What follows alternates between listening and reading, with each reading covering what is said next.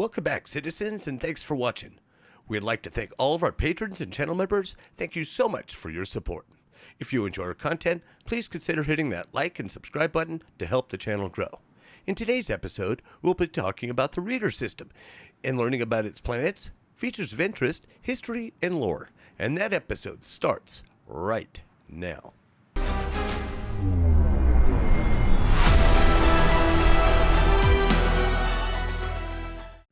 The Rhetor System is a medium system consisting of a main sequence dwarf G star orbited by 5 planets and 3 jump points within its 11 AU boundaries.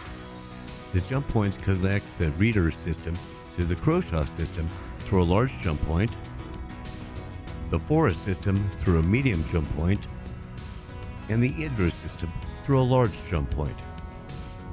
The Rhetor System is both one of the oldest and one of the youngest systems in the UEE. Considered old because of its place in the history of human expansion. Rhetor was first visited in 2287, making it one of the earliest systems that humanity discovered. Still, most consider Rhetor youthful because it is the heart of the UEE's public and private university system. Regardless of how it is perceived, Rhetor is an important part of humanity's past and the key contributor to its future. Rhetor was discovered by Leona Sono and Neil DiMatto, 2 ambitious PhD students from the Martian Institute of Space and Technology. Sono, an engineering student and an accomplished pilot, wanted to test the accuracy of her ship's atomic navigational clock while traversing the Sol Croshaw jump point. DiMatto, a student in astrophysics, accompanied Sono so he could collect data on Croshaw's plasma. While preparing to make the jump back home, one of DiMatto's research drones returned a strange string of data. The pair investigated the location where the data was recorded, never expecting that the coordinates would lead them directly to the Croshaw Rhetor jump point. Upon Sono and DiMatto's arrival at MIST, they shared their discovery with the school's president, Adrian Semlock, a former politician who had been highly critical of how humanity had expanded into the Croshaw system. Semlock worried that if private companies were given too much involvement in planetary development, then worlds would be built with corporate profits in mind first and humanity's needs second. As Semlock famously said, humanity has realized that reaching the stars was easy. The hard part is figuring out what to do with them. So I ask you this, what kind of university should we build? With that question in mind, Semlock, Sono, and DiMatto approached the government with the news of the jump point. However, they refused to disclose its coordinates without assurance that a quarter of the land on all habitable terraformed planets in the system would be preserved for educational purposes. Pushback from corporate interests was severe, but the educational community rallied to the cause.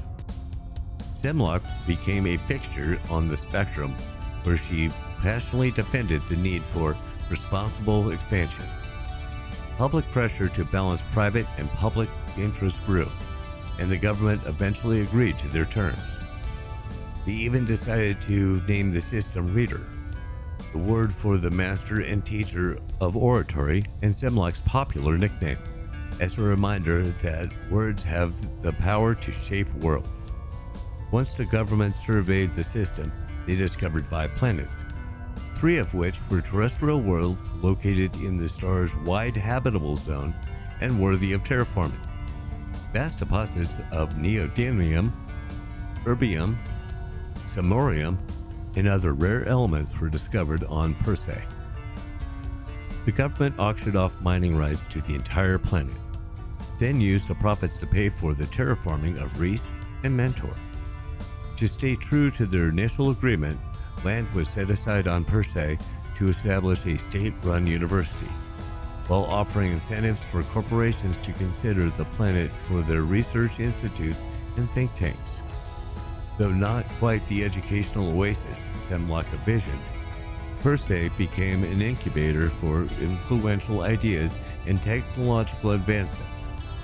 Rhetor's other two habitable planets have grown into bastions of higher education for the UEE.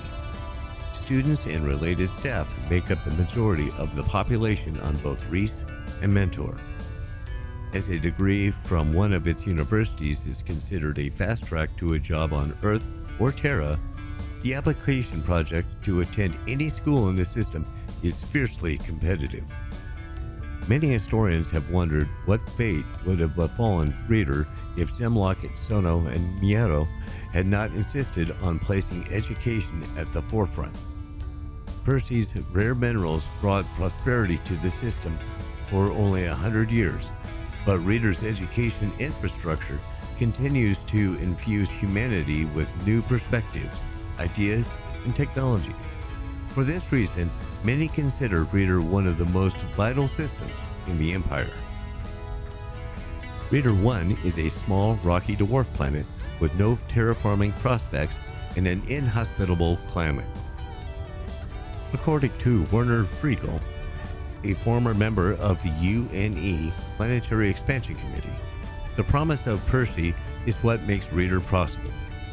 The planet's vast deposits of rare elements were an economical engine that drove development into the system. At first, they brought in mining consortiums and technology companies. Then, top-tier scientists followed because of the expedited access to rare elements in their research. As the planet's mining resources were mined away, Percy gained renown in intellectual and scientific communities. Numerous corporate research institutions and privately funded think tanks were headquartered here. Yet it was the work done at the state-sponsored University of Percy Analytical Research and Quantification that became known for pushing scientific boundaries. Though the work done at the university is mostly classified, energy-efficient quantum drives and improved thermal-resistant spacesuit fabric are just some of the advances believed to have originated there.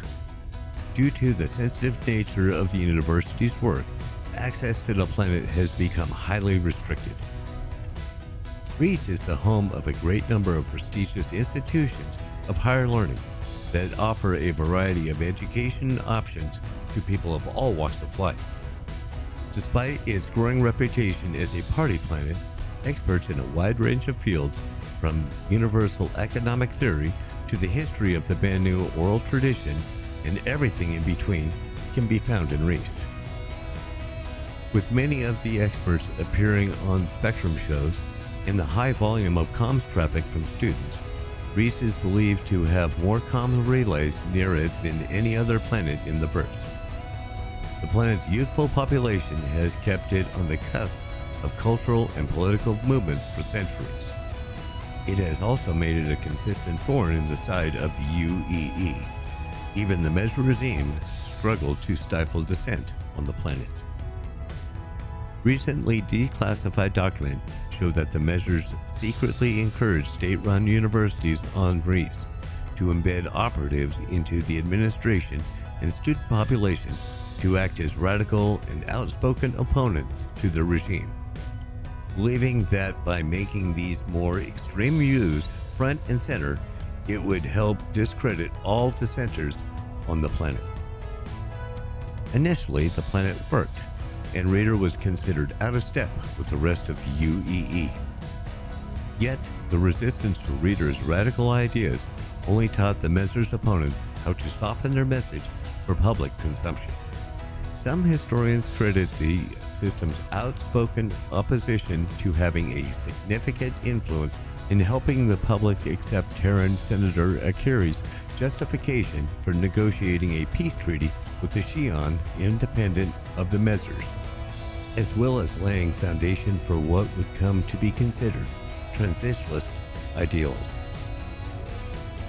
Regardless of the era, Rhees has always been and will continue to be a haven for youthful exuberance in the free exchange of ideas. Located on the far edge of the habitable zone, Mentor has a harsh boreal climate that keeps most people indoors. Its highly rated universities have a reputation for being more studious than others on race. Some students say the challenging climate helps them focus on their studies, while others struggle with the constant cold, both physically and psychologically. For this reason, Mentor's institutions have a higher dropout rate than those on Reese. Mentor is also home to one of the UEE's universal seed vaults. This secure location purportedly contains seeds from every plant in the UEE. The vault's specific location is a closely guarded secret, and there is a heightened military presence on the planet, but they usually keep their distance from the universities. Rhetor 5 is the final planet in this system. The atmosphere of this beautiful chromatic gas giant constantly swirls with storms. It is a hypnotic view adored by tourists, passing pilots, and students with a predilection for hallucinogenic substances. Even though Percy has public universities, there still are extensive landing restrictions that the UEE military strictly enforces. To avoid incident, make sure that you have appropriate clearance before approaching any landing zone. Well, that's the Rhetor System. Thanks for watching. More systems will be coming soon. We'll see you in the verse, and happy mining!